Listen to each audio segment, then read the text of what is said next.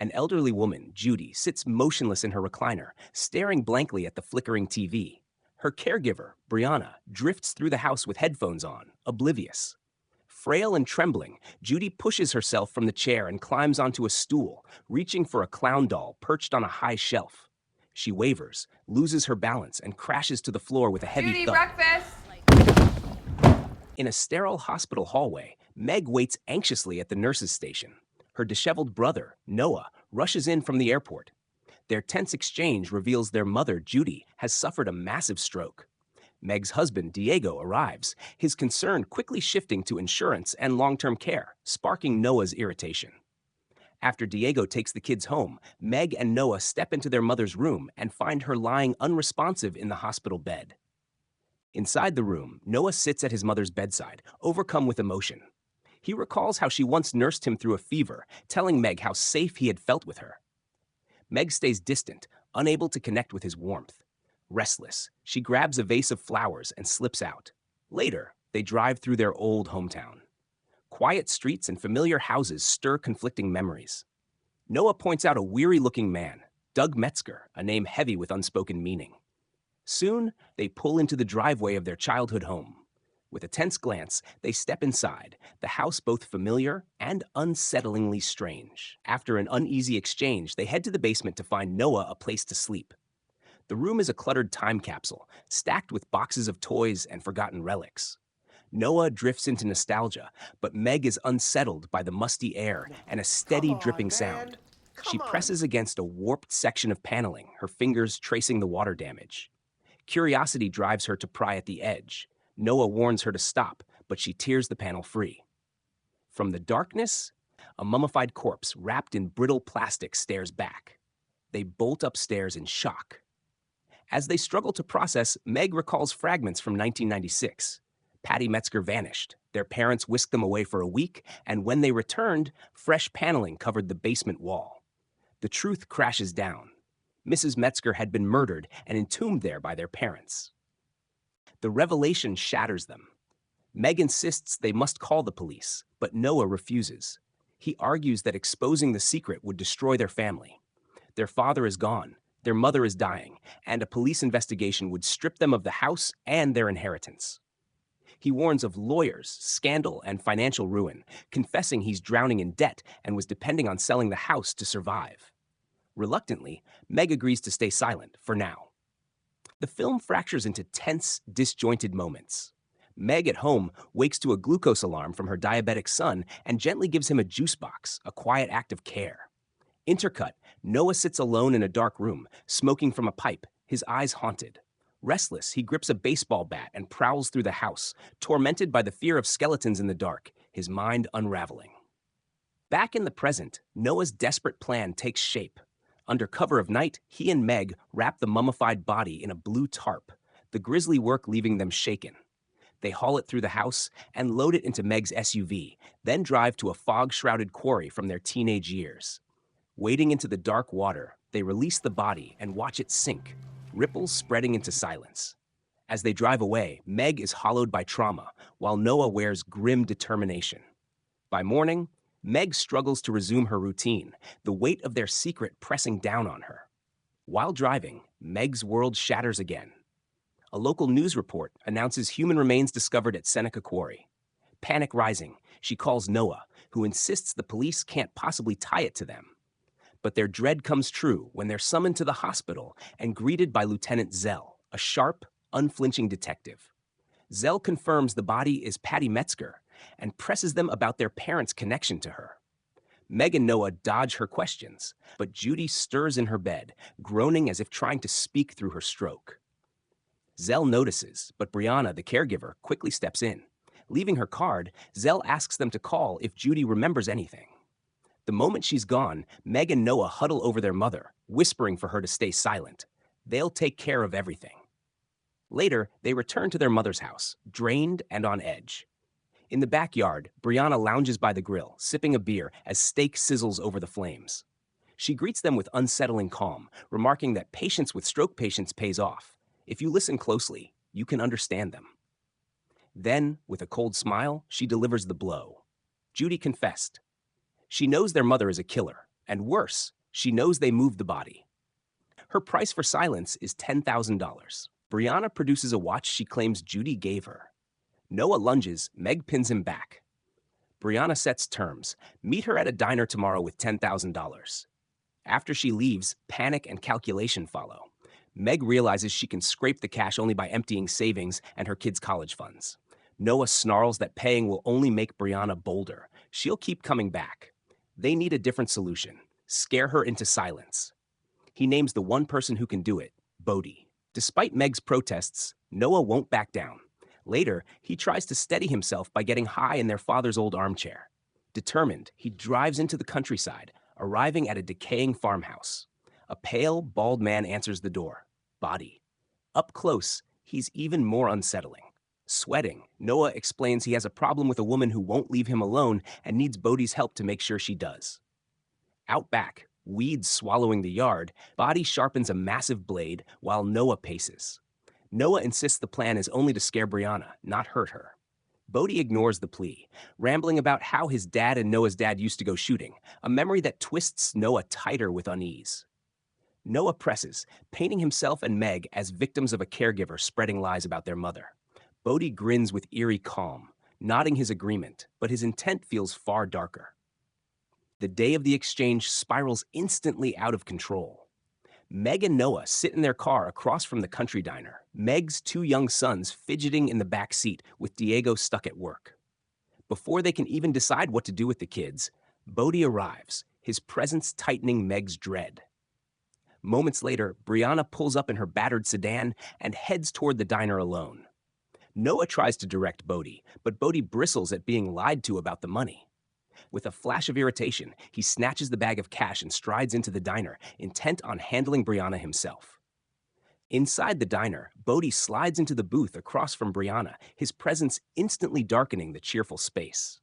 Reading her body language, he sees she'll never stop demanding more. He leans in and threatens to kill her if she pushes again, then takes the cash, disregarding Noah's plan entirely. Back at the car, Bodhi hands the money to Noah and drops a bombshell. Judy is his aunt. This isn't just business, it's family. He tells Noah he warned Brianna to stay away for good. The plan is in ruins. Noah erupts, shouting that Bodhi was only supposed to scare her. Bodhi ignores him. Terrified, Meg slams the gas and speeds away. That night, Brianna shows up at the house, this time with a hulking man named Deshaun. Noah hesitates, doesn't open the door, and frantically texts Meg, who's in the middle of a live stream selling her products on YouTube. Brianna forces her way inside anyway. Cornered and trembling, Noah tries to reason with them. Brianna rips the phone from his hand and sends Meg a chilling ultimatum. She has 20 minutes to get there, or Brianna calls the police. Meg arrives to find Noah cornered by Brianna and the towering Deshaun. Just as the standoff peaks, flashing lights cut through the windows. Officer Powell responding to a suspicious person's call. Meg slips in just in time to help Noah cover. Together, they spin a story that Brianna and Deshaun are old friends. The tension, a misunderstanding. Powell eyes them with suspicion, but lacking evidence, leaves. The moment the door shuts, Brianna raises the stakes. Her demand is now $25,000, with the exchange set at a remote, abandoned train bridge. To drive the threat home, Deshaun slams his fist into Noah's stomach, dropping him to the floor, gasping for air. On the abandoned train bridge, Meg and Noah hand over $22,000, Meg promising the rest soon. Brianna scoffs, mocking them, pushing too far. Fury overtakes Meg. She lunges, dragging Brianna into a brutal struggle. Deshaun yanks Meg back, but his footing slips. He crashes against a pile of bricks, his skull cracking with a sickening thud. He's dying. Noah spirals into panic and fires at him, finishing the job. Brianna bolts, scrambling for escape. Without hesitation, Noah draws their father's silver revolver, aims, and shoots. The bullet tears into her back. She staggers, then topples over the edge of the bridge, vanishing into the river below. Noah freezes, the smoking gun clutched in his hand. Meg drives Noah home, reassuring him that everything will be fine. She takes the revolver and tells him to wash his clothes carefully to erase any trace. As she's about to leave, a knock on her window startles her.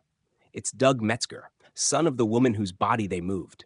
In the daylight, he strikes up a strange, mournful conversation about the past, a haunting reminder of where it all began. His gaze lingers on a streak of blood in Meg's hair. Suspicion flickers, but he lets it pass.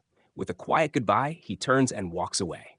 The next morning, a fishing boat discovers Brianna's body washed ashore, while police recover Deshawn's corpse on the bridge, the close-range gunshot impossible to ignore. Detective Zell takes charge of the investigation. At the station, she interrogates Meg and Noah. They cling to their story, claiming they barely knew Brianna and had never met Deshawn, masking their guilt with feigned shock and sorrow. Zell studies them with sharp, unblinking eyes. She has no proof, but her suspicion is unmistakable. Released for now, Meg and Noah leave the station shrouded in dread, the weight of what they've done pressing down heavier than ever. A few days later, the family gathers for Easter dinner at Meg and Diego's house. The tension is suffocating. Body, an unwelcome presence, dominates the table with rambling, unsettling stories that make everyone squirm.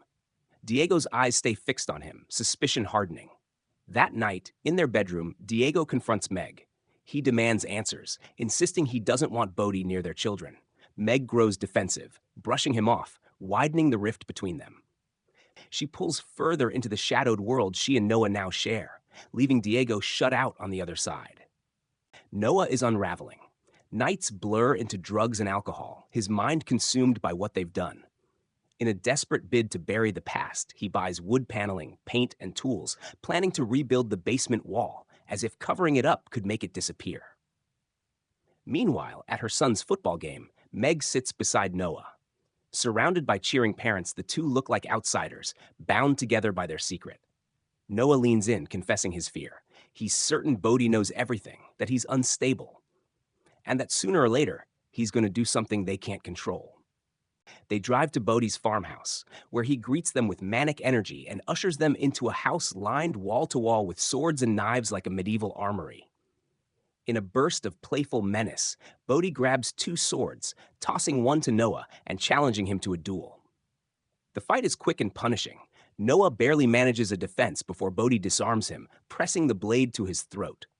Then Bodhi laughs, declaring himself the winner. Meg bursts in, revolver raised, convinced Bodhi is about to kill Noah. She fires, missing. Bodhi's amusement curdles into rage as he roars at them, demanding why they'd try to kill him, insisting he'd never go to the police.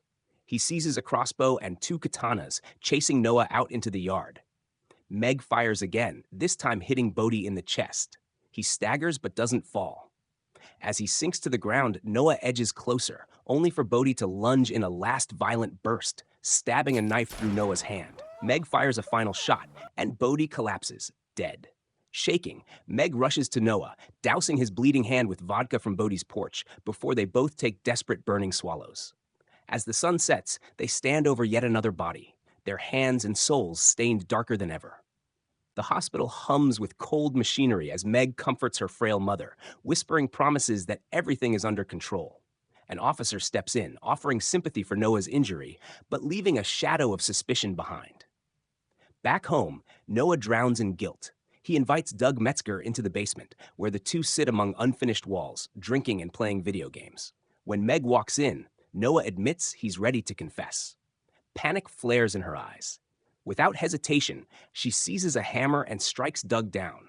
The crack of metal on bone silences the room. Noah screams, realizing Meg has crossed a line they can never return from. The next morning, Noah tells Meg he's leaving for LA, desperate to escape. But Meg, cold and firm, insists he stay. The house can't be sold now, not with Doug buried in its walls. He'll take care of their mother until she passes, get a job, and rebuild his life here, trapped by blood and obligation. Time slips forward. On a bright suburban afternoon, Meg and Diego sit in the backyard, watching their sons laugh and chase each other across the grass. She leans into her husband, fingers lacing through his, a small, enigmatic smile on her lips. To the world, she is the perfect wife and mother. But inside, she carries the weight of every body, every secret. Meg has become her mother, a hidden monster who will do anything to protect the life she has built on lies and murder.